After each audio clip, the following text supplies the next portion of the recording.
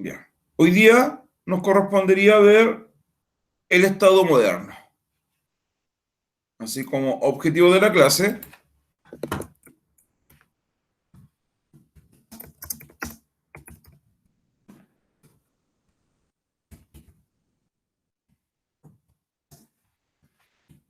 conocer el Estado moderno.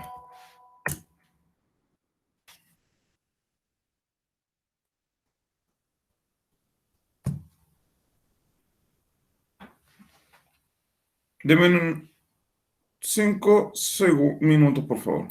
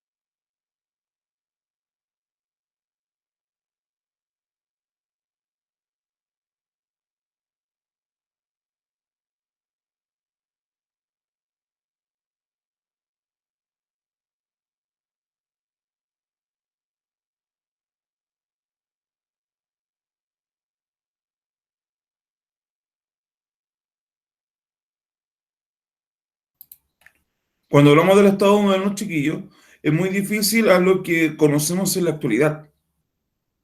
¿Por qué? Porque ha ido evolucionando a través de la historia. El Estado propiamente tal es que la organización jurídica en un territorio determinado, con soberanía propia, o sea, que ningún otro Estado, ningún otro país va a meter, va a dar opiniones para influir en las propias decisiones que tome el país. Por eso se dice claramente que la mayoría de los países son soberanos, tienen su propia soberanía. Y nosotros, los habitantes de este territorio, ni siquiera vamos a llamar, ni siquiera vamos a ocupar la palabra ciudadano todavía. Nosotros, los habitantes de este país, vamos a conformar una nación. ¿Por qué vamos a conformar una nación? Porque nosotros tenemos vínculos en comunes. Ustedes me están entendiendo claramente lo que yo estoy hablando porque hablo español al igual que ustedes. Celebramos casi las mismas fiestas porque tenemos una cultura en común. La gran mayoría, o los que son de esta forma, le rezan a un mismo Dios porque tenemos una religión en común. Con apellidos distintos, pero tenemos una religión en común. Somos casi todos de la misma etnia, mestizos. En el curso, que yo sepa, no hay nadie extranjero, nadie que tenga un 99,9% de sus genes que no sea mestizo. La gran mayoría de los habitantes de este territorio, otro concepto jurídico, delimitado, con límites bien establecidos que tiene el país, y uno se lo sabe prácticamente de memoria. Perú, Perú, Polo Sur, Argentina, Océano Pacífico. Y este estado sí ha ido evolucionando. ¿Por qué? Porque primero, ya lo dijimos en las clases anteriores, nace la democracia en Grecia, en el ágora pública, en la plaza pública, donde los grandes oradores se van a poner y van a hablar que hay que cambiar las leyes, que hay que cambiar la idiosincrasia, pero dejando de lado a los esclavos, a los extranjeros, a las mujeres. Solamente están presentes aquellas personas que se llaman ciudadanos. En Grecia, siglo IV antes de Cristo, ¿quién eran los ciudadanos? Aquellos hombres libres y atenienses. El resto de la sociedad está excluida. Y si vamos a nuestro país, chiquillos, nos damos cuenta que es exactamente lo mismo. Durante la época colonial, llegaron los españoles, nos gobernaron. Sometieron a la población indígena. ¿La sometieron bajo qué? Bajo la encomienda, bajo la merced de tierra, bajo la esclavitud. Y después, durante los siglos, casi llegando en 1810, a un grupo de criollos, hijos de españoles nacidos en territorio americano. Esos son los criollos. Se van a dar cuenta que ellos no pueden optar a cargos públicos de importancia. Ser gobernador, ser virrey, y si es de la religión, ser cura, ser obispo, ser cardenal, rector de universidad. Aquí en Santiago estaba la Real Universidad de San Felipe, que es la antecesora de la Universidad de Chile.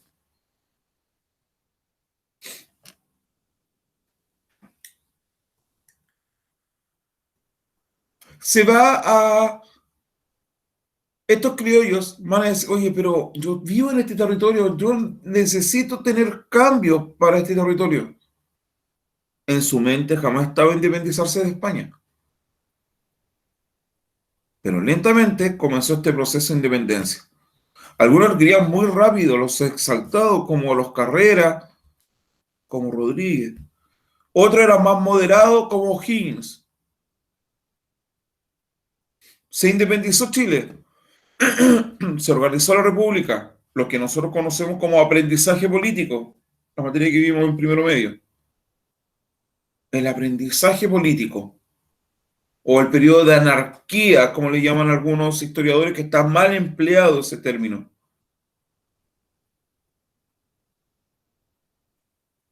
Chile se hace independiente.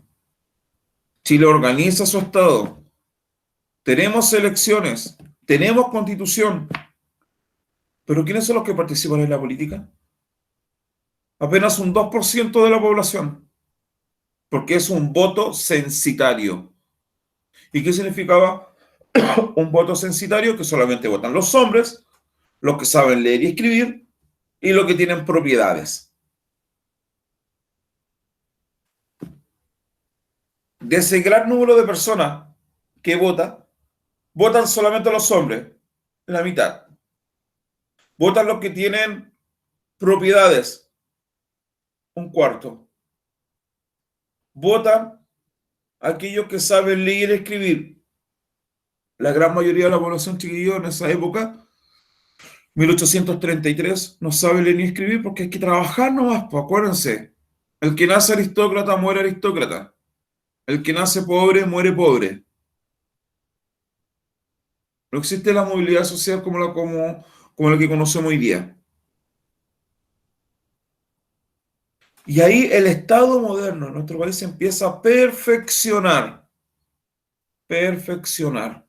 hasta llegar hoy día, año 2021, en donde tenemos una democracia plena, en peligro, pero plena. ¿Cuándo estuvo en peligro la democracia? Para el estallido social. Pero se llegó a un acuerdo. ¿Cuándo estuvo otra vez que estuvo en peligro la democracia? Para el golpe de Estado, 1973, porque se quebró la democracia en Chile.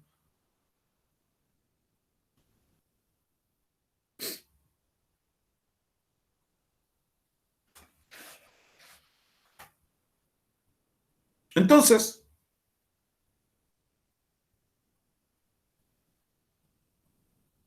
chiquillos, ahí nos vamos a ir dando cuenta de la importancia que necesitamos de reconocernos como ciudadanos, como habitantes de este país. A lo largo del tiempo, chiquillo, en la historia universal, cuando hablamos de Estado moderno, estamos hablando del siglo XVI hasta el XIX aproximadamente. En el siglo XVI dice acá, en el recurso número 1, que la crisis del sistema feudal motivó a muchos reyes europeos a retomar su poder y a afianzarlo mediante la unificación o la conquista del territorio. El caso más característico es el de España o el de Francia, que se unieron.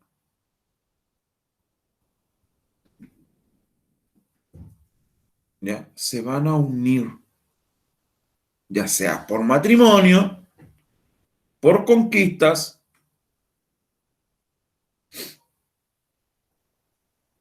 por guerras, pero se van a unir. Durante el siglo XVIII, perdón, a finales, sí, durante el siglo XVIII viene la ilustración. Ilustrar, las personas van a empezar a leer. Estamos hablando en Europa, chiquillos, Estados Unidos. Van a incorporar elementos fundamentales de este Estado moderno, como es el reconocimiento de las libertades, la separación de poderes del Estado y la idea de un contrato social entre el Estado y los ciudadanos. Ojo, todavía no aparece el concepto de constitución, pero sí está bien establecido el reconocimiento de las libertades. Y lo más importante, igualdad de todos ante la ley.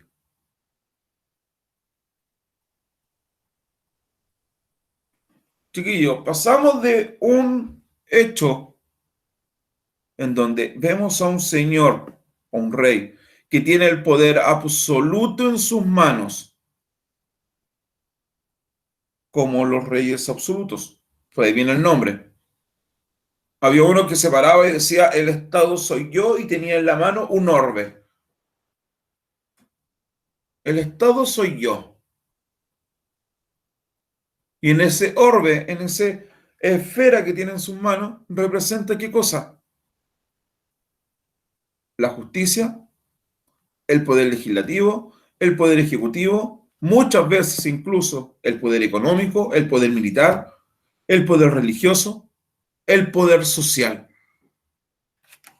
Vamos a buscar esa pintura para mostrársela. Todo soy yo.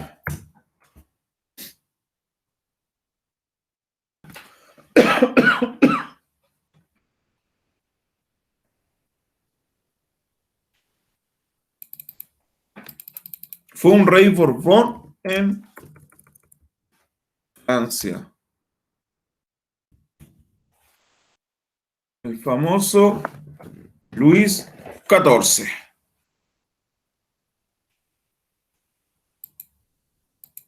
Ese mismo nombre. Vamos a abrir la imagen y se la muestro inmediatamente.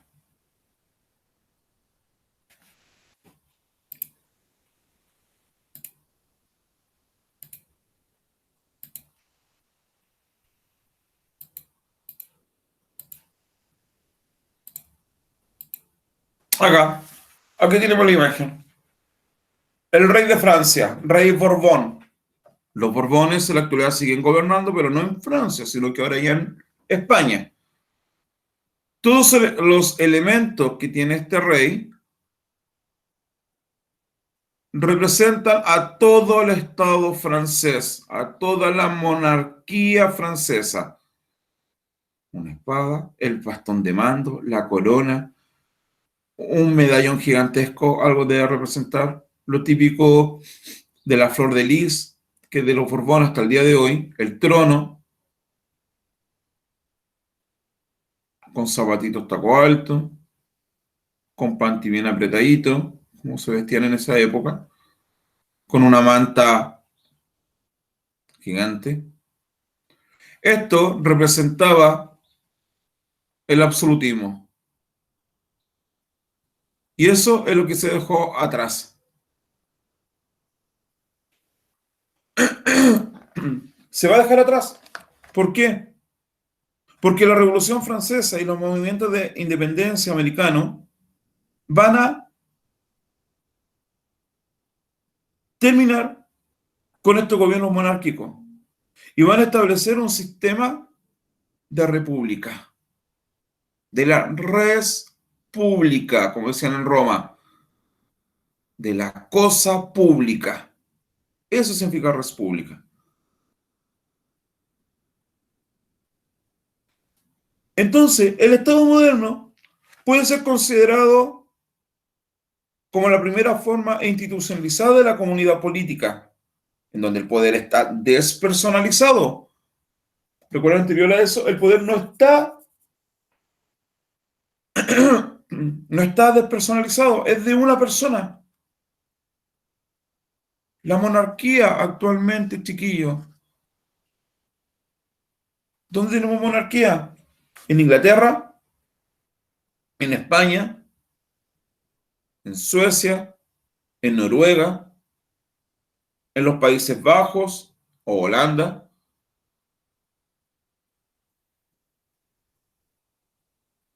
en algunas, en Tailandia, el Vaticano.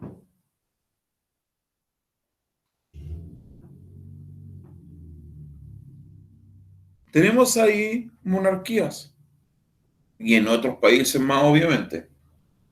Tenemos monarquía, pero entonces eso es contradictorio a lo que el Estado moderno nos pide.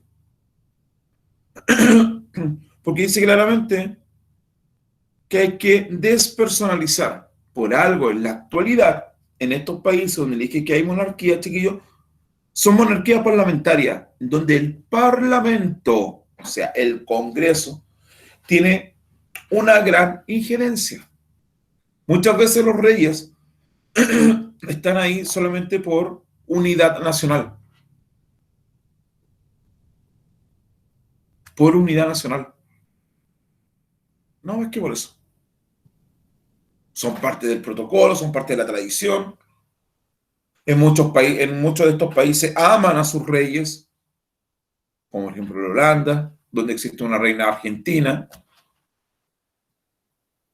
en Suecia, en Inglaterra, para qué hablar, chiquillo. En Inglaterra existe prácticamente como una idolatría publicitaria gracias al marketing de la reina. También durante el Estado moderno se va a desarrollar el concepto de soberanía.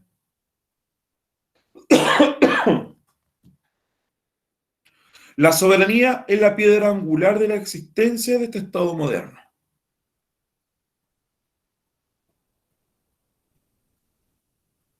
El Estado moderno va a poseer un orden jurídico unitario, una sola justicia para todos. Por ejemplo, en nuestro país, lo más importante, acá tiene que ver con la constitución política de un país. Ese es el número uno. Es la ley máxima de una república.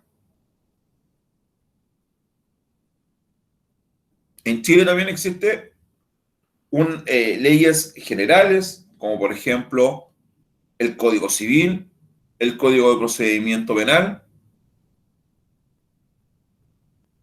un solo órgano encargado de administrar justicia, que es el Poder Judicial.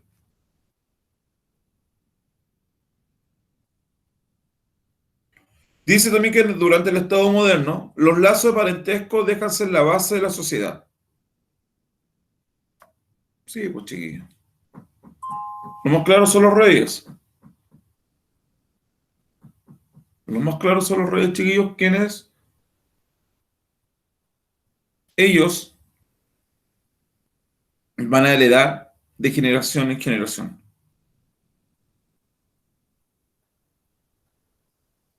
El Estado moderno va a tener una mayor concentración de poder. Entonces va a ser capaz de unificar y ordenar las relaciones públicas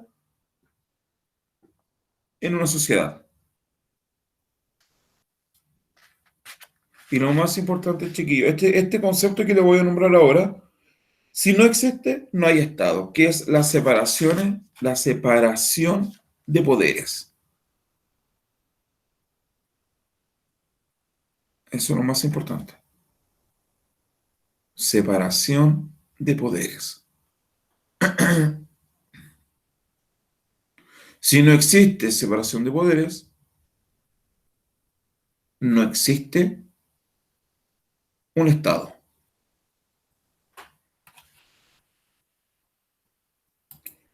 Y tal como lo vimos, la separación de poderes está muy relacionado con, y es intrínsecamente así,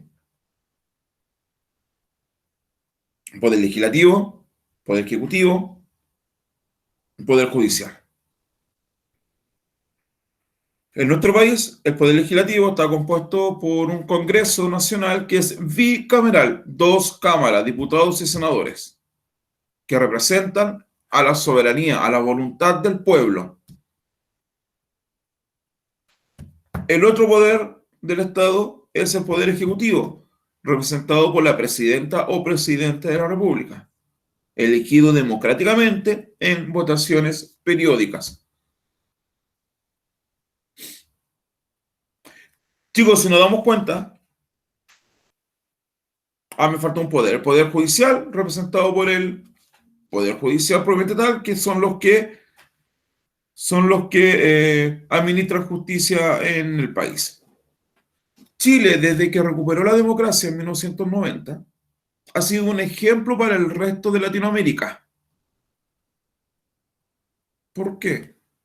Porque todos los presidentes han gobernado sucesivamente, han terminado su periodo presidencial. Erwin Lagos, con nombre de ellos, Patricio Erwin, el presidente Ricardo Lagos, el presidente Eduardo Frei, la presidenta Bachelet y el señor Piñera, ya sea la presidenta Bachelet 1 y 2 y el señor Piñera 1 y el gobierno que está ahora, han pasado por crisis, pero han podido terminar su periodo presidencial. Veamos aquí en el vecindario en América Latina. ¿Qué pasa en Perú el año pasado? ¿Cuántos presidentes tuvo Perú en menos de un mes? 4. ¿Cuántos presidentes tuvo Bolivia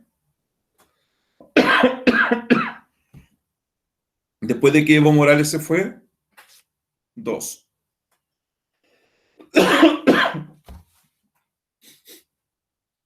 En el 2002, Argentina, ¿cuántos presidentes tuvo durante el periodo del Corralito?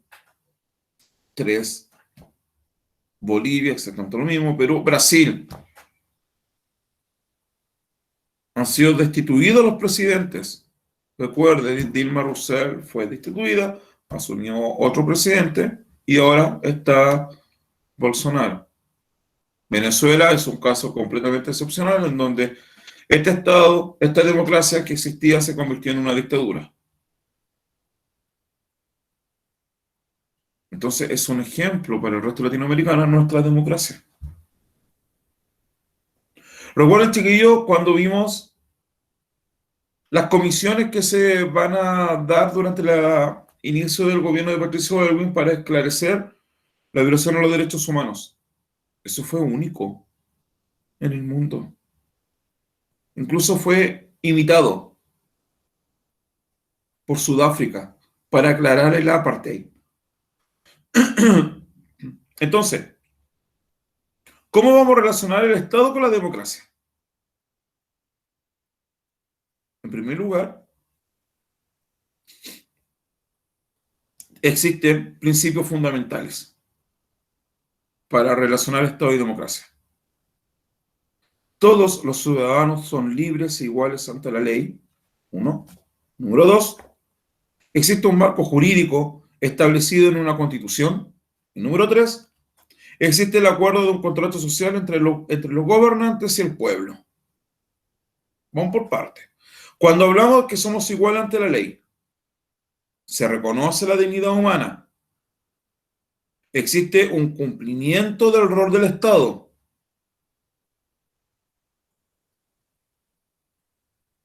Y cuando hablamos de reconocimiento de la dignidad humana, significa que todos nosotros debemos ser respetados. Todos nosotros tenemos derecho a informarnos y a expresar nuestras opiniones de manera libre. Se reconoce que todos contamos con los mismos derechos, obligaciones y oportunidades. El rol del Estado debe cumplir ¿qué cosa? Debe promover y proteger los derechos humanos. Debe respetar y debe defender la diversidad social, cultural, religiosa, étnica. El Estado debe favorecer la existencia de canales de participación. El Estado debe organizar los procesos electorales que sean transparentes. El Estado debe cumplir y debe velar que el bien común y el bienestar de sus ciudadanos se cumpla. El bien común, otro concepto jurídico, que sea bien para todos, no para un grupo determinado. Por ejemplo, si aquí en Padre Hurtado se construye un hospital público. Ese es un bien común. Porque no solamente va a favorecer a un grupo de personas, sino que a una gran comunidad. Si el Estado está más cerca de las personas, tal como se preguntó en una de las preguntas de la metacognición en la prueba anterior, si el Estado está más cerca de las personas, va a significar que el Estado está cumpliendo su rol.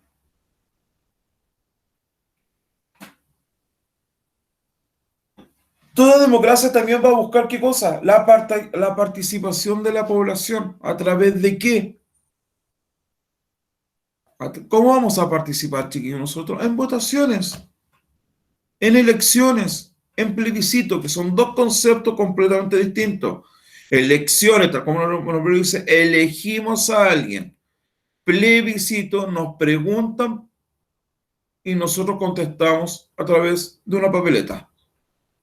Por ejemplo, plebiscito el año pasado, 25 de octubre. ¿Está de acuerdo por cambiar la constitución? ¿Apruebo o rechazo?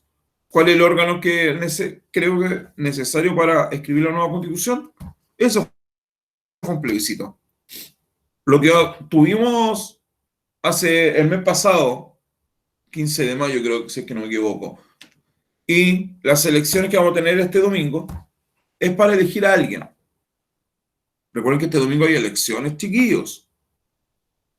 La segunda vuelta de los gobernadores.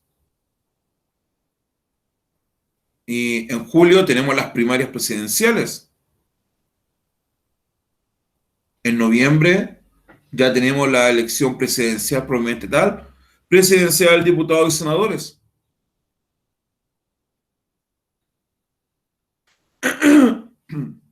Entonces, ahí nosotros estamos cumpliendo nuestro rol de ciudadanos. Ustedes cuando cumplan 18 años también van a ser ciudadanos plenos de derechos y obligaciones. En la actualidad, ustedes sí tienen obligaciones, sí tienen derechos, sí tienen deberes que el Estado los garantiza. Con esto voy finalizando. Si el Estado no garantizara un derecho, está cometiendo atropellos a los derechos humanos.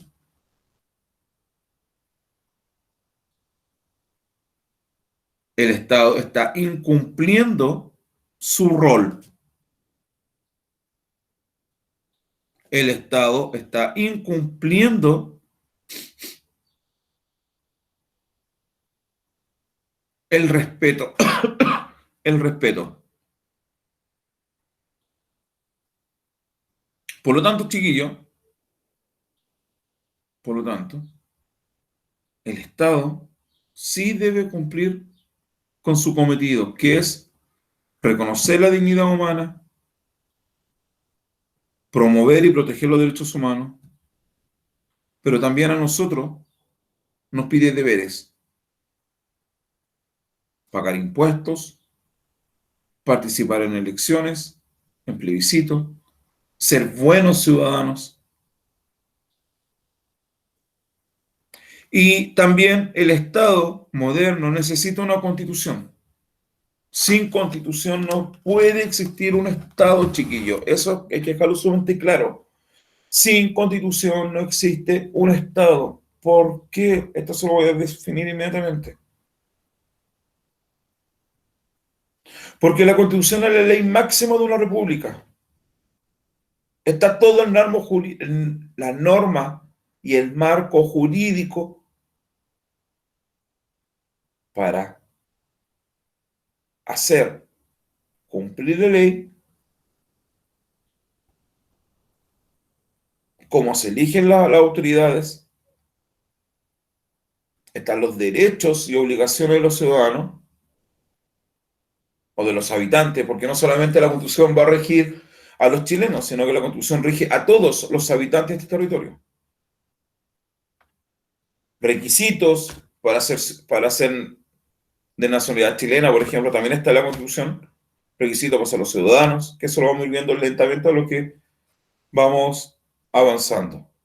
Y este año empieza la Convención Constituyente. ¿Qué quiere decir eso? ¿Cómo vamos a cambiar? ¿Qué es lo que queremos? Por eso a usted yo, la primera actividad le puse, ¿cuál es el Chile que sueña? ¿Se acuerdan o no? Hay algunos que contestaron bien, bien entretenidos, otros bien ahí nomás. ¿Cuál es el Chile que soñamos? ¿Un Chile más libre? Pero tenemos libertad, po. ¿Un Chile sin violencia? ¿Un Chile sin discriminación? ¿Un Chile con mayores oportunidades? Ese es el Chile que sueñan ustedes porque yo leí en su actividad. Y obviamente también es el Chile que yo sueño. Un Chile que yo sueño que sea mucho mejor para mi hijo cuando sea más grande. Y todo eso relacionado bajo el Estado moderno. Ya, chiquillos, antes de irme, durante esta semana van a recibir en su correo electrónico las notas de las pruebas y la